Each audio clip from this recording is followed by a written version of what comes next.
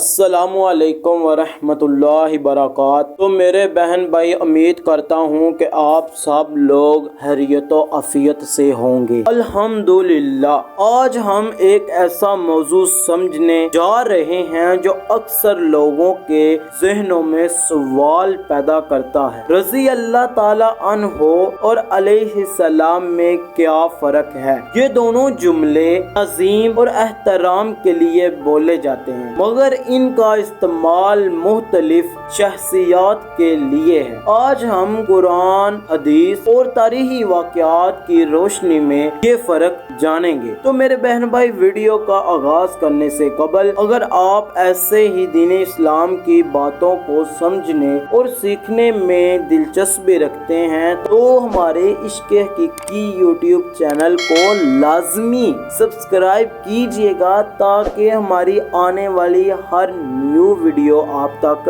پہنچ سکے اور آپ اس میں فائدہ حاصل کر سکیں۔ اور اگر آپ دین اسلام کو پھیلانے اور اس کی تبلیغ کے طور پر کام کرنا چاہتے ہیں تو ہماری ویڈیو میں اگر آپ کو کچھ سمجھ اور کچھ سیکھنے کی بات ملی تو دوسرے دوستوں کو بھی لازمی شیئر کیجیے گا تاکہ ان کا بھی فائدہ ہو سکے۔ تو چلو ہم آج کی ویڈیو کا آغاز کرتے ہیں۔ اعوذ باللہ من الشیطان الرجیم، بسم اللہ الرحمن الرحیم۔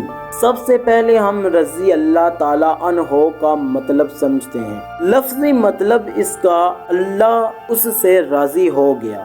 یہ جملہ صحابہ اکرام رضی اللہ تعالی عنہ اور صحابیات کے لیے بولا جاتا ہے۔ قرآن کریم میں اللہ تعالیٰ نے فرمایا ہے، یعنی اللہ ان سے راضی ہو گیا اور وہ اللہ سے راضی ہو گئے۔ مثال کے طور پر کون کون سی یہ شخصیات ہیں؟ حضرت ابو بکر صدیق رضی اللہ تعالی عنہ، حضرت عمر فاروق رضی اللہ تعالی عنہ، حضرت عائشہ صدیقہ رضی اللہ تعالی عنہا، حضرت بلال حبشی رضی اللہ تعالی عنہ۔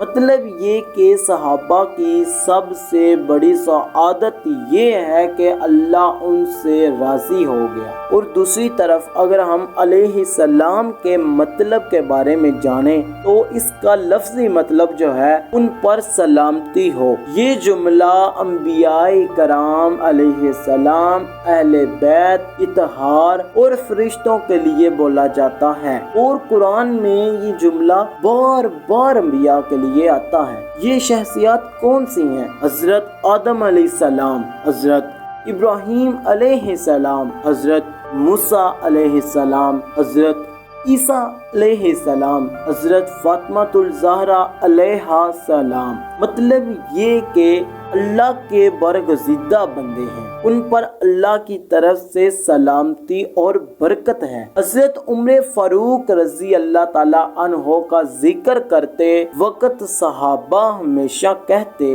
رضی اللہ تعالی عنہ۔ کیونکہ وہ نبی نہیں بلکہ نبی کے صحابی تھے۔ جب حضرت عیسیٰ علیہ السلام یا حضرت موسیٰ علیہ السلام کا ذکر ہوتا تو لوگ ہمیشہ کہتے علیہ السلام۔ کیونکہ یہ اللہ کے رسول تھے اور ان پر اللہ کا سلام بھیجا گیا۔ ایک دلچسپ مثال اگر آپ کو دوں، فرض کریں آپ کے گھر میں دو عظیم شخصیات آئیں۔ نمبر ایک استاد جو آپ کو علم سکھاتے ہیں، اور دوسرا بادشاہ جو پورے علاقے کا حکمران ہے۔ دونوں کا احترام الگ ہوگا۔ اسی طرح صحابہ اکرام کے لیے رضی اللہ تعالی عنہ اور انبیاء کے لیے علیہ السلام کہا جاتا ہے۔ اہل بیت اطہار کا مقام کیا ہے دین اسلام میں؟ اہل بیت یعنی حضرت علی علیہ السلام، حضرت فاطمہ الزہرا علیہ السلام، حضرت حسن علیہ السلام اور حضرت حسین علیہ السلام کے لیے بھی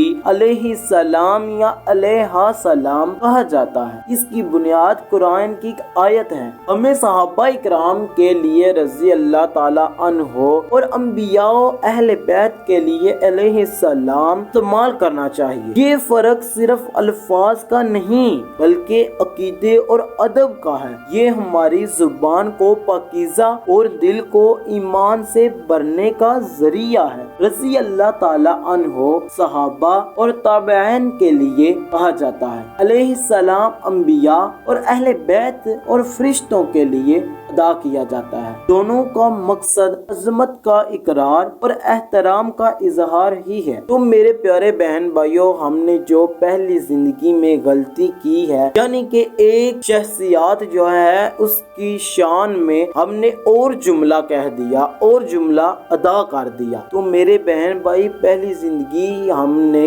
اندھیروں میں گزار دی ہے۔ ہمیں آج تک رضی اللہ تعالی عنہ اور علیہ السلام کے مطلب کا ہی نہیں پتا چلا کہ ہم نے کس کی شان میں، کس کی ذات میں رضی اللہ تعالی عنہ لگانا ہے اور کس کی عظمت میں علیہ السلام لگانا ہے۔ میں اس کو گناہ نہیں کہوں گا، تو آئے ہم آج اس بات کی معافی اپنے رب سے مانگتے ہیں جس بات کا ہمیں پہلے کوئی پتہ ہی نہیں تھا۔ تو اے میرے اللہ، ہمیں اپنے نبی، صحابہ اکرام اور اہل بیت طہار کی محبت عطا فرما، ہماری زبان کو ادب اور احترام سے آشنا کر اور ہمیں ان لوگوں میں شامل فرما جن پر تو راضی ہے اور جن پر تیری سلامتی ہے، آمین رب العالمین۔ تو میرا نام ہے روشان افضل اور میں آپ کے سامنے انشاءاللہ کل پورے 8:30 بجے ایک نئی داستان کے ساتھ، ایک نئے واقعے کے ساتھ اور ایک نئے فرق کے ساتھ آپ کے سامنے آؤں گا۔ تو تب تک کے لیے دعاؤں میں یاد رکھیے گا، فی ایمان اللہ۔